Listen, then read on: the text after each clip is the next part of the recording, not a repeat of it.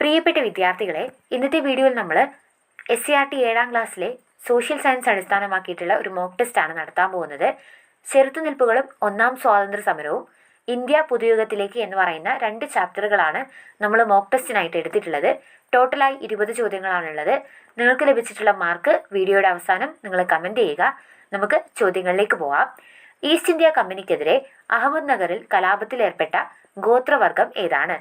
East India കമ്പനിക്കെതിരെ Ahmed നഗറിൽ കലാപത്തിലേർപ്പെട്ട ഗോത്രവർഗം ഏതാണ്? ഉത്തരം കോലികളാണ് അഹമ്മദ് നഗറിൽ കലാപത്തിലേർപ്പെട്ടത്. അടുത്ത ചോദ്യം, ഇന്ത്യയിലെ ആദ്യ റെയിൽവേ ലൈൻ ഏതൊക്കെ സ്ഥലങ്ങളെയാണ് ബന്ധിപ്പിച്ചിട്ടുള്ളത്? ഇന്ത്യയിലെ ആദ്യത്തെ റെയിൽവേ ലൈൻ ഏതൊക്കെ സ്ഥലങ്ങളെയാണ് ബന്ധിപ്പിച്ചത്? ഉത്തരം ബോംബെ ടു താനെ. ബോംബെയെയും താനെയുമാണ് ബന്ധിപ്പിച്ചിട്ടുള്ളത്.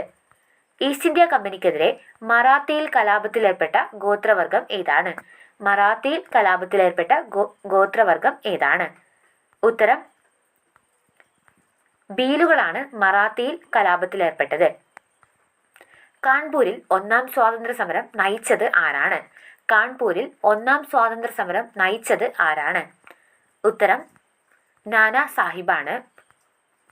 ഒന്നാം സ്വാതന്ത്ര്യ സമരത്തിന്റെ പരാജയത്തിന് ശേഷം ബഹദൂർ ഷാ സഫറിനെ എവിടേക്കാണ് നാടുകടത്തിയത്? ഒന്നാം സ്വാതന്ത്ര്യ സമരത്തിന്റെ പരാജയത്തിന് ശേഷം ബഹദൂർ ഷാ സഫറിനെ എവിടേക്കാണ് നാടുകടത്തിയത്? ഉത്തരം റംഗൂൺ ആണ്. ഇന്ത്യയിൽ റെയിൽവേ ആരംഭിച്ച വർഷം ഏതാണ്? ഇന്ത്യയിൽ റെയിൽവേ ആരംഭിച്ച വർഷം ഏതാണ്? ഉത്തരം 1853 ഇന്ത്യയിൽ റെയിൽവേ ആരംഭിക്കുന്നത്. കേരളത്തിലെ ആദ്യ റെയിൽവേ ലൈൻ ഏതെല്ലാം സ്ഥലങ്ങളെയാണ് ബന്ധിപ്പിച്ചത്? കേരളത്തിലെ ആദ്യ റെയിൽവേ ലൈൻ ഏതൊക്കെ സ്ഥലങ്ങളെയാണ് ബന്ധിപ്പിച്ചത്? ഉത്തരം തിരൂർ മുതൽ ബേപ്പൂർ വരെയാണ് ബന്ധിപ്പിച്ചിട്ടുള്ളത്. സന്യാസി കലാപം നടന്നത് എവിടെയാണ്? സന്യാസി കലാപം നടന്നത് എവിടെയാണ്?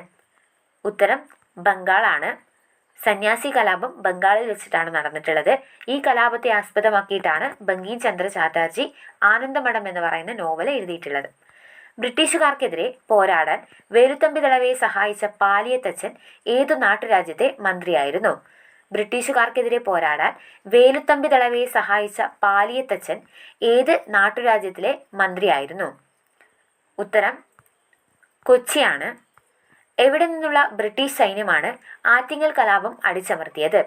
എവിടെ നിന്നുള്ള ബ്രിട്ടീഷ് സൈന്യമാണ് ആറ്റിങ്ങൽ കലാപം അടിച്ചമർത്തിയിട്ടുള്ളത്? ഉത്തരം തലശ്ശേരിയാണ്. ഫക്കീർ കലാപം നടന്നത് എവിടെയാണ്? ഫക്കീർ കലാപം നടന്നത് എവിടെയാണ്? ഉത്തരം ബംഗാളാണ്. ആര്യ സമാജം സ്ഥാപിച്ചത് ആരാണ്? ആര്യ സമാജം സ്ഥാപിച്ചത് ആരാണ്? ഉത്തരം ദയാനന്ദ സരസ്വതി.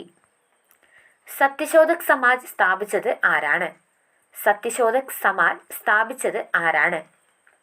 ഉത്തരം ജ്യോതിറാവ് ഫുലെ. അലിഗഡ് മുസ്ലിം സർവകലാശാലയായി മാറിയ മുഹമ്മദൻ ആംഗ്ലോ ഓറിയന്റൽ കോളേജ് സ്ഥാപിച്ചത് ആരാണ്? അലിഗഡ് മുസ്ലിം സർവകലാശാലയായി മാറിയ മുഹമ്മദൻ ആംഗ്ലോ ഓറിയന്റൽ കോളേജ് സ്ഥാപിച്ചത് ആരാണ്? ഉത്തരം സർ സയ്യിദ് അഹമ്മദ് ഖാൻ ആണ്. ആര്യ മഹിളാ സഭ സ്ഥാപിച്ചത് ആരാണ്? ആര്യ മഹിളാ സഭ സ്ഥാപിച്ചത് ആരാണ്? ഉത്തരം പണ്ഡിത രമാബായ്. ഇന്ത്യൻ നാഷണൽ കോൺഗ്രസിന്റെ ആദ്യ സമ്മേളനത്തിൽ പങ്കെടുത്തവരുടെ എണ്ണം എത്രയാണ്? ഇന്ത്യൻ നാഷണൽ കോൺഗ്രസിന്റെ ആദ്യ സമ്മേളനത്തിൽ പങ്കെടുത്തവരുടെ എണ്ണം എത്രയാണ്? ഉത്തരം 72. ഇന്ത്യൻ നവോത്ഥാനത്തിന്റെ പിതാവ് എന്നറിയപ്പെടുന്നത് ആരാണ്? ഇന്ത്യൻ നവോത്ഥാനത്തിന്റെ പിതാവ് എന്നറിയപ്പെടുന്നത് ആരാണ്? ഉത്തരം രാജാറാം മോഹൻ റോയ്. വേദങ്ങളിലേക്ക് മടങ്ങുക എന്ന് ആഹ്വാനം ചെയ്ത നവോത്ഥാന നേതാവ് ആരായിരുന്നു? വേദങ്ങളിലേക്ക് മടങ്ങുക എന്ന് ആഹ്വാനം ചെയ്ത നവോത്ഥാന നായകൻ ആരായിരുന്നു?